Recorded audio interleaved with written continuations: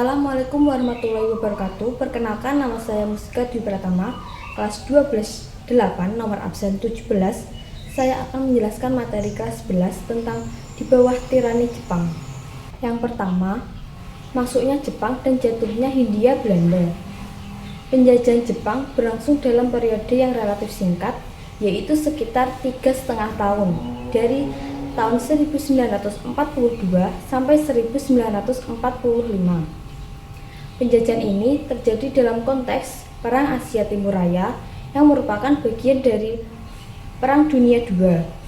Meskipun sebentar, penjajahan Jepang memiliki dampak yang signifikan terhadap negara Indonesia karena sifatnya yang eksploitatif. Penjajahan Jepang dapat disebut sebagai penjajahan karena Jepang mengejar ambisinya untuk menguasai wilayah Asia Timur Raya termasuk Asia Tenggara dengan cara eksploitatif. Mereka mengeksploitasi sumber daya alam dan tenaga kerja Indonesia untuk mencapai tujuan ini. Hal ini tercermin dalam pengurasan kekayaan alam dan tenaga kerja paksa selama periode ini. Perang Dunia II dan jatuhnya Hindia Belanda. Perang Dunia II dimulai pada September 1939. Belanda ikut terlibat dalam konflik tersebut. Pada Mei 1940, Jerman berhasil menduduki Belanda dan Ratu Belanda beserta keluarganya mengungsi ke Inggris. Hal ini membuat Belanda dan koloninya termasuk Hindia Belanda terlibat dalam konflik tersebut. Jepang yang membutuhkan sumber daya alam termasuk minyak mulai menyerang Indonesia pada tahun 1942.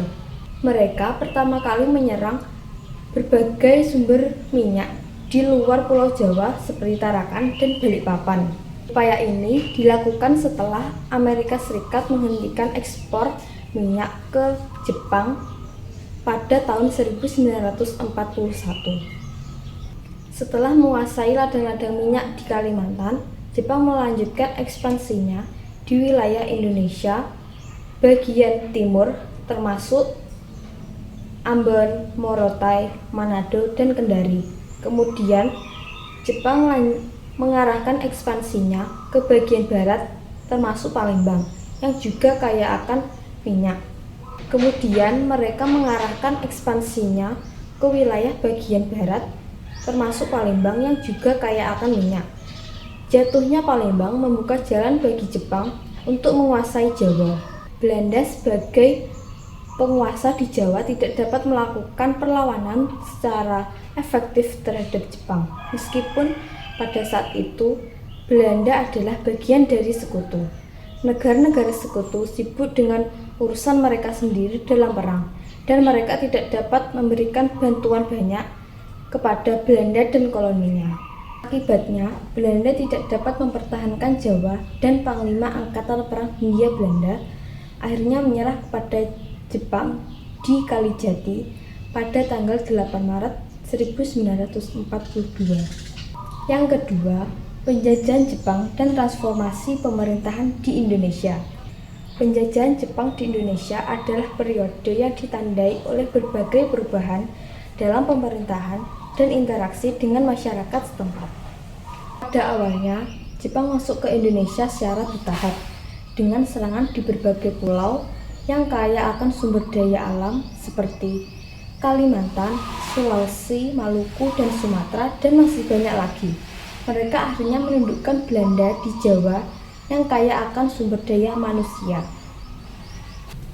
Struktur pemerintahan Jepang di Indonesia. Jepang mengatur pemerintahan di Indonesia dengan cara yang berbeda dari Hindia Belanda yang memiliki pemerintahan terpusat. Reaksi masyarakat Indonesia. Reaksi masyarakat Indonesia terhadap kedatangan Jepang sangat bervariasi. Ada yang gembira karena melihat Jepang sebagai pembebas dari penjajahan Belanda. Namun, ada juga yang curiga terhadap motif Jepang ke Indonesia. Sikap inilah mencerminkan keragaman masyarakat Indonesia. Penjajahan Jepang di Palembang. Palembang memiliki nilai strategis bagi Jepang karena kaya akan sumber minyak. Pemerintahan Jepang di Palembang menggantikan posisi pejabat Eropa dengan orang Jepang. Namun, tingkat kepemimpinan di tingkat yang lebih rendah masih dipegang oleh orang pribumi. Jepang lebih fokus pada eksploitasi minyak bumi Palembang, dan ini mengakibatkan pemaksaan tenaga kerja untuk menghasilkan minyak. Penjajahan Jepang di Jawa. Awalnya, penduduk Jawa menyambut kedatangan Jepang sangat positif, menganggap mereka sebagai pembebas dari penjajahan Jepang. Namun, penerimaan berubah ketika Jepang mulai memobilisasi dan mengerahkan tenaga kerja secara paksa, serta mengambil beras penduduk untuk kebutuhan pasukan Jepang. Penduduk mengalami kelaparan, dan mereka dipaksa untuk makan makanan alternatif seperti singkong, jagung, dan ubi. Kekurangan pakaian juga menjadi masalah, memicu perlawanan bangsa Indonesia terhadap penjajahan Jepang. Yang ketiga, dampak penjajahan Jepang di berbagai bidang. Penjajahan Jepang memiliki dampak yang signifikan dalam berbagai bidang, dan relevansinya di masa kini masih dapat dilihat dalam beberapa aspek. Berikut adalah penjelasan mengenai dampak penjajahan Jepang di berbagai bidang dan relevansinya di masa kini. Yang pertama, dampak di bidang sosial. A. Perubahan struktur sosial. Penjajahan Jepang mengakibatkan perubahan dalam struktur sosial masyarakat Indonesia. B. Pembelajaran dan pengalaman. Dampak sosial ini mengajarkan pelajaran berharga tentang peran serta kekuatan rakyat menghadapi penjajahan. Yang kedua, dampak di bidang budaya dan pendidikan. A. Promosi bahasa Indonesia. Jepang mencoba menghapus pengaruh Barat dengan mempromosikan bahasa Jepang, tetapi ini malah memicu penggunaan bahasa Indonesia. B. Perkembangan sastra dan pendidikan. Di bawah penjajahan Jepang, karya sastra berbahasa Indonesia berkembang dan pendidikan disederhanakan dengan sistem yang lebih egaliter. Yang ketiga, dampak di bidang militer. A. Organisasi militer dan pendidikan. Jepang membantu melatih pemuda Indonesia dalam organisasi militer seperti PETA dan GIBUN. Yang keempat, mobilisasi perempuan dan tenaga kerja. A. Peran perempuan. Perempuan di organisasi Fujinkai dimobilisasi untuk membantu Jepang dan masyarakat. B. Tenaga kerja Romusa. Romusa mengalami penderitaan akibat kerja paksa. Beberapa dampak positif. A. Inovasi pertanian. Pengenalan sistem larikan dalam penanaman padi adalah dampak positif yang masih relevan. B. Pemahaman antar bangsa. Ada kisah cinta orang Indonesia dan Jepang yang mengajarkan pemahaman antar bangsa. Yang keempat, strategi bangsa Indonesia menghadapi tirani Jepang. Strategi yang digunakan oleh bangsa Indonesia dalam menghadapi penjajahan Jepang selama 3,5 tahun sebagai berikut. Yang pertama, strategi kerjasama. Selama masa penjajahan Jepang, bangsa Indonesia mengadopsi berbagai strategi, termasuk kerjasama dengan Jepang.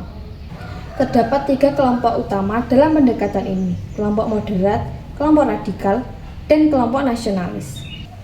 Yang kedua, strategi perlawanan. Kelompok-kelompok yang tidak mau bekerja sama dengan Jepang mengadopsi berbagai tindakan perlawanan, termasuk menyebarkan propaganda anti-Jepang, sabotase, perlawanan terbuka, dan lain sebagainya. Yang ketiga, pembentukan BPUPK. Jepang membentuk BPUPK untuk mendukung mereka dalam Perang Asia Timur Raya. Anggota BPUPK berasal dari berbagai golongan dan daerah di Indonesia. BPUPK memiliki peran penting dalam merumuskan dasar negara dan konstitusi Indonesia, serta memainkan peran penting dalam sejarah kemerdekaan Indonesia. Pancasila sebagai dasar negara Indonesia pertama kali diusulkan oleh Soekarno dalam sidang BPUPK. Peran tokoh perempuan Maria Ulfah dan Siti Sukaptina adalah 2 tokoh perempuan yang menjadi anggota BPUPK. Maria Ulfah menyuarakan kesamaan hak antara perempuan dan laki-laki dalam hukum dan pemerintahan UUD 1945. Siti Sukaptina adalah seorang pejuang hak-hak perempuan aktif sejak masa kolonial. PPKI, Panitia Persiapan Kemerdekaan Indonesia.